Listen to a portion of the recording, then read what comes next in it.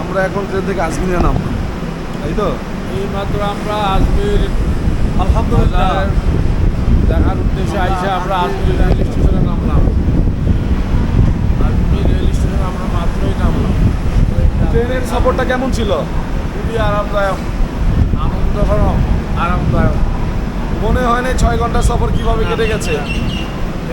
পাওয়া যায় না। এখন আমরা এই জায়গা থেকে আজমির শরীফের যে দরগা খাজা মঈনুদ্দিন রহমতুল্লাহ চিশতির যে দরগা শরীফ আছে, আমরা ওই জায়গায় যাবো। ওই জায়গায় যে দুপুরে নামাজটা পড়বো এবং তার জন্য তার জীবনে যদি কোনো রকম গুনাহ থাকে বা ভুল থাকে, আল্লাহ তাআলা যাতে তাকে মাফ করে দেবে, পাশাপাশি যদি আমাদেরকেও মাফ করে দেয়, এই নিয়ে আমরা দোয়া করব। আর সবসময় মনে রাখবেন, মাজার বলতে মাজারে কখনোই সেজদা করবেন না, সেজদা করা হারাম। সবসময় জিয়ারতের উদ্দেশ্যে আসবেন, যে তার জন্য দোয়া করার চেষ্টা করবেন।